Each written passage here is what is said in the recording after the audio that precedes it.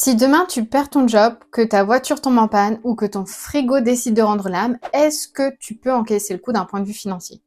Si la réponse est non, alors cette vidéo risque de t'intéresser parce qu'aujourd'hui on va parler du fonds de précaution. C'est ton bouclier anti-galère et le premier pas vers la sécurité financière. Si tu veux construire une base financière solide avant d'entamer toute ta stratégie d'investissement ou simplement te sentir plus stable financièrement, alors c'est vraiment la première brique à poser. J'en profite pour te dire un grand merci de ton passage. N'hésite pas à liker la vidéo ou t'abonner si tu apprends quelque chose aujourd'hui. Comme ça me permet de savoir un petit peu ce qui t'intéresse et de prévoir mon contenu en fonction de tout ça. Tu me diras, ok c'est cool, mais c'est quoi un fonds de précaution?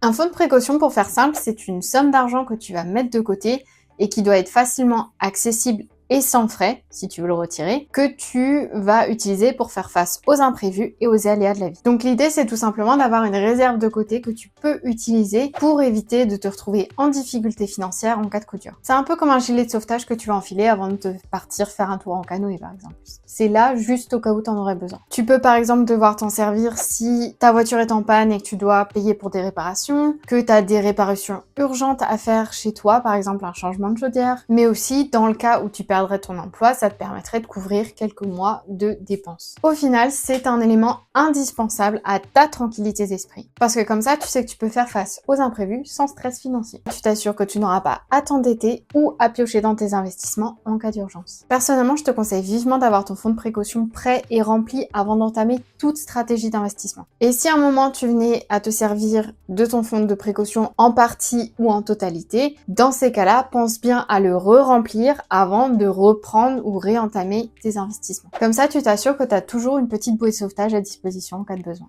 Et maintenant, un peu plus de détails sur les montants. Combien faut-il prévoir dans ton fonds de précaution? La règle générale, ça va être d'épargner entre 3 et 9 mois de dépenses essentielles dans ton fonds de précaution et cela en fonction de ta situation. Donc, étape numéro 1, ça va être de calculer tes dépenses essentielles mensuelles. Alors, pour ça, il faut tout d'abord que tu calcules combien par mois tu as besoin pour couvrir toutes tes dépenses essentielles. C'est-à-dire le loyer ou ton prêt immobilier, les factures, les remboursements de dettes, les dépenses du quotidien également, dont les courses, l'essence, etc., le téléphone et tout ça. Tout ce qui est indispensable à ta vie de tous les jours. Pour ça, je te recommande vraiment de mettre en place un budget.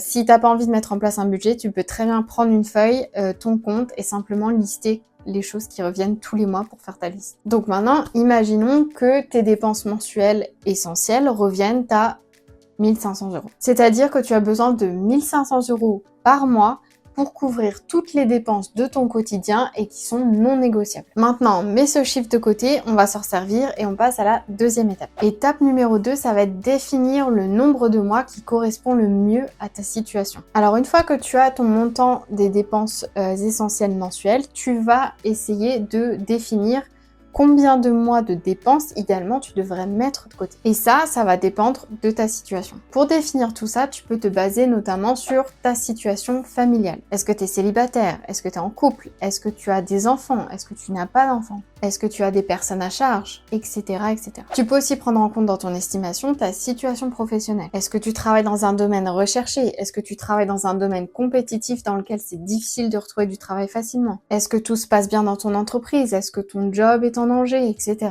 Tu peux aussi prendre en compte des facteurs de santé, des facteurs contextuels, des facteurs liés à l'évolution de ta vie et de tes projets de vie, et bien entendu ta résistance face aux risques. Donc tu peux décider de prendre un ou plusieurs facteurs pour faire ton estimation. Donc reprenons un exemple pour illustrer tout ça. Si tu es salarié, célibataire, sans enfant, aucune personne à charge, que tu as un emploi stable dans un domaine qui est très recherché, donc tu n'auras aucun souci à retrouver du travail, et que tu es plutôt serein face au risque, parce que ça ne te fait pas peur, parce que tu sais que tu pourras toujours retomber sur tes pieds d'une manière ou d'une autre. Alors dans ces cas-là, 3 mois de dépenses essentielles, ça pourrait potentiellement te convenir. En revanche, si tu es père ou mère de famille avec 2 ou 3 enfants sous ta responsabilité, que tu travailles dans un domaine qui est super compétitif ou qui ne va pas super bien, que ton job est en danger et que tu sais que ça va reprendre du temps pour retrouver un job dans la même industrie, alors dans ces cas-là, tu peux te dire je vais viser 9 mois pour être sûr. Donc une fois que tu as le montant de tes dépenses essentielles et le nombre de mois idéal que tu devrais mettre de côté,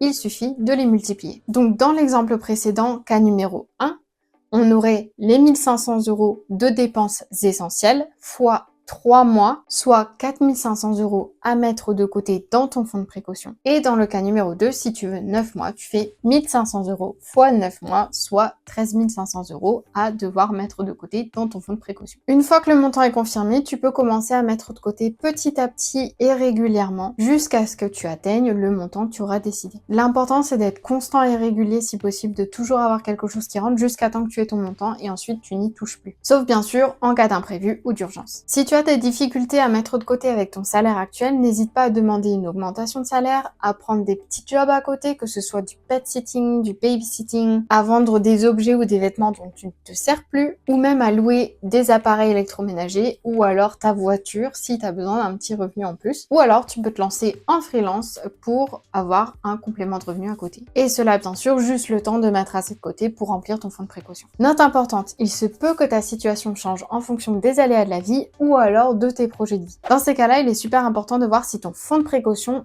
est toujours adapté à ta situation actuelle. Personnellement, je recommande de le revisiter une fois par an, même si au final tu décides de garder la même chose, mais donne-toi 10-15 minutes simplement pour revoir que tes dépenses et le nombre de mois selon ta situation matchent toujours ce que tu avais décidé à l'époque. Pense notamment aussi à remettre en question ton fonds de précaution si tu as un des cas suivants par exemple dans ta vie. Une séparation ou un divorce, l'arrivée de bébé, ou l'arrivée d'un deuxième ou troisième enfant, un changement de carrière, un décès, un accident, un mariage, un emménagement à deux ou si quelqu'un devient ta responsabilité d'un point de vue financier. Tous ces facteurs-là peuvent influencer le montant et le nombre de mois idéal à ton fonds de précaution. Donc prends ça en compte et dès que tu as un changement assez conséquent dans ta vie, qu'il soit positif ou négatif, revois ça à la hausse ou à la baisse selon ta situation.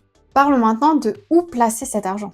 Comme mentionné précédemment, ton fonds de précaution doit être placé de telle manière à ce qu'il soit facilement accessible, sans risque et sans frais de retrait. C'est pour ça que les livrets d'épargne réglementés offrent souvent de très bonnes solutions parce qu'ils ont notamment les caractéristiques suivantes. Disponibilité immédiate, tu peux prendre et retirer ton argent quand tu veux. Pas de risque de perte de capital et les intérêts sont exonérés d'imposition. Parmi les options, on a notamment le LDDS, livret développement durable et solidaire, le livret d'épargne populaire, aussi appelé le LEP, mais qui est réservé aux revenus modestes, le livret A, le choix numéro 1 des Français, ou encore le livret jeune, mais qui est cette fois réservé aux 12-25 ans. Si tu es en couple, c'est aussi une décision que tu peux prendre avec ton partenaire pour vous assurer que vous êtes bien alignés sur vos finances. Ça va vous permettre notamment de discuter comment vous allez anticiper et gérer les situations de crise si elles venaient à arriver. Vous vous préparez en gros un bouclier financier à deux. Et si tu ne parles pas d'argent avec ton partenaire, alors je te recommande de regarder cette vidéo-là dans laquelle j'explique pourquoi c'est super important de parler d'argent avec ta moitié et surtout comment aborder le sujet tout en douceur,